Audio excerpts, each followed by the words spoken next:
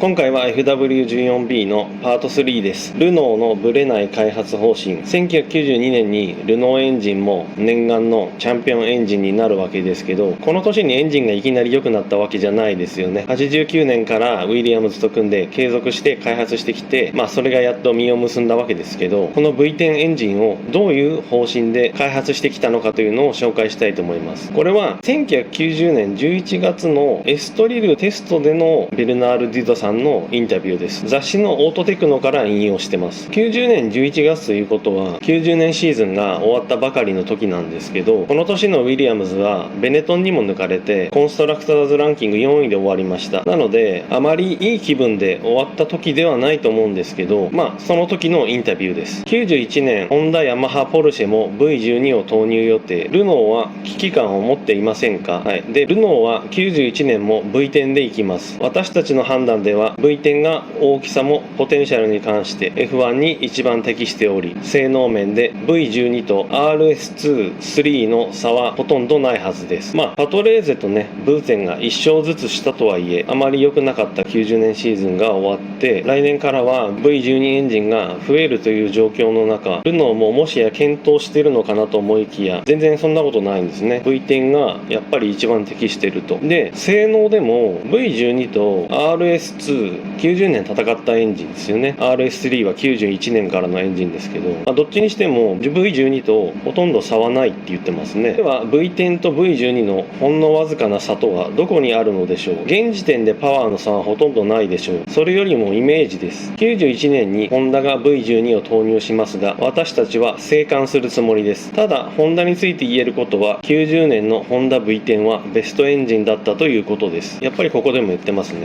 現時点でパワーの差はほとんどない。これはねちょっと後で検証しますんでちょっと置いときましょう。91年にホンダが V12 を使うけど、それは静観するよと。で90年のホンダ V10 エンジンはベストエンジンだったって言ってますね。ここまで見てもベルナール・デュドさんは方針がぶれないっていうことと、ライバルの認めるべきところはちゃんと冷静に認めているというところですね。独りよがりでね、うちのエンジンが一番だとかそういう言い方はしてないですね。それでですね、 V12 とそんなに差はないって言ってるのをここでちょっと分析したいと思います。これも同じくオートテクノに掲載されてる、ちょっとマニアックな記事なんですけど、90年の日本グランプリでの音響解析です。試験員からホームストレートに立ち上がる最終コーナーアペックスにて測定。マイクを置いてそこを通る F1 の車の排気音からエンジンの回転数とかどれぐらいパワーが出てるのかっていうのを分析する方法ですね。この音響解析っていうのは各エンジンメーカーもやってるぐらいなんで、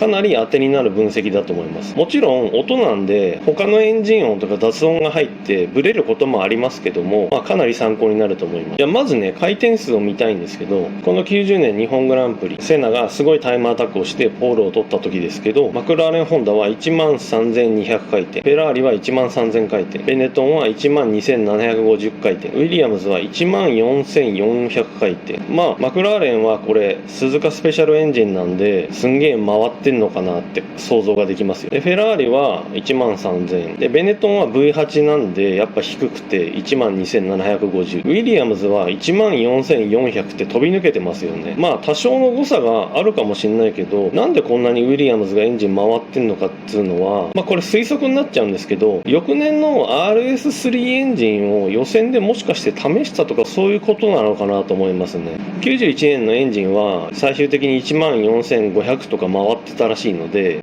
かなりそこから推測すると RS3 エンジンなのかなっていう気はしますね。まずこれが回転数です。でこれ各社のデータが貼ってあるんですけど、左から右に時間軸が進んでいって、低い周波数の音から上側が高い周波数の音です。左上のマクラーレンホンダを見ると、試験員の立ち上がりから低い回転から高い回転までまんべんなくパワーが出て加速してるっていう感じがしますよね。黒く濃く出てるほどパワーがあるってことみたいなんですけど、まんべんなくマクラーレンホンダは多いですよね。でそれに比べると右上のフェラーリは出だしはちょっと薄くて、高回転のところは黒いですよね。やっぱ V12 だから高回転型って感じなんですかね。で左下のベネトンフォードはV8 なんでやっぱり全体的に薄いですよね。弱いですよね。で右下のウィリアムズなんですけど、出だしはちょっと薄いんだけど真ん中近くから最後の方まですごい黒くなってますますよね。だからこれ実際にすごいパワーが出てたっていうことみたいですね。その割には決勝レースでウィリアムズ全然速くなかったんで、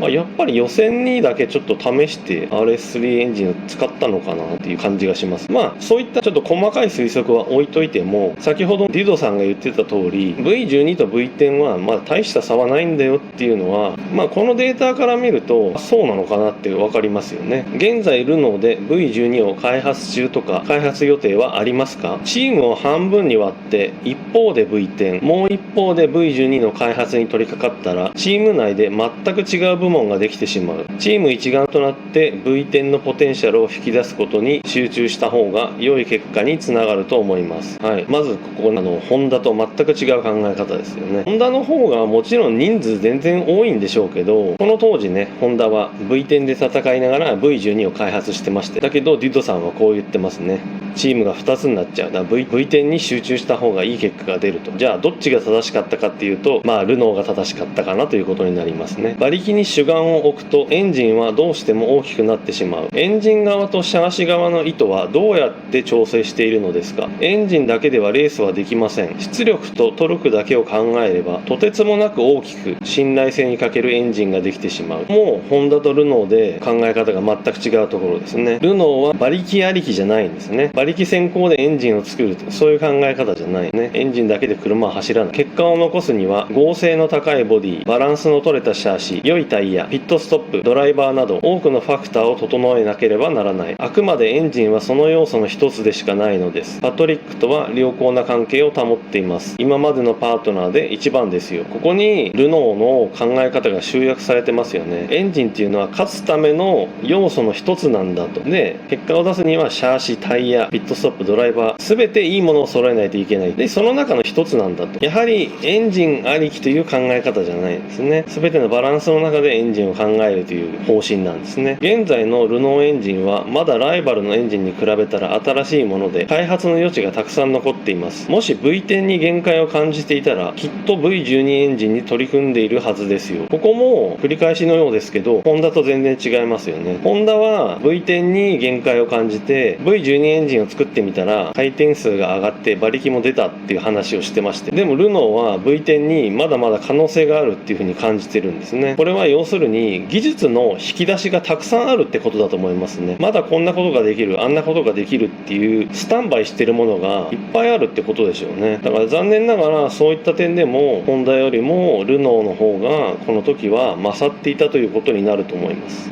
エアアシストバルブスプリングPVRS について教えていただきたいのですが、その名の通り吸気排気バルブを閉じるために設けられたスプリングで、コイルの代わりに空気圧縮を利用したものです。それ以上は企業秘密。これはニューマチックバルブのことです。この時点ではルノーしか使ってないので、極秘技術は明かさないよって感じでしょうね。企業秘密と。ただルノーは前からねこの技術も使っていたし、ディドさんの話を聞いてると、このニューマチックバルブも含めてこの時のルノーエンジンは技術の引き出しがたくさんあるという感じがしますよね。まだまだ出してない技術がたくさんあると。で V10 エンジンを継続していくという方針が全くぶれない。ライバルたちの動向に左右されない。そして車体とのマッチングを非常に重要視して技術側の親分パトリック・ヘッドさんと強い連携をとっていると。このスタイルが継続されているので、それは強いエンジンになるなという感じがしますよね。マクラーレンホンダの動画の中で何度も言ったと思うんですが、ホンダもこのルノーのような方針で継続してくれれば勝ち続けることができたんじゃないかなとどうしても思ってしまいますね。非常にもったいないと思います。何しろディドさんの強いリーダーシップ、しっかりとした技術的な方針で継続的な技術の蓄積、これを続けることによってルノーエンジンはとにかく強くなったんだなと思います。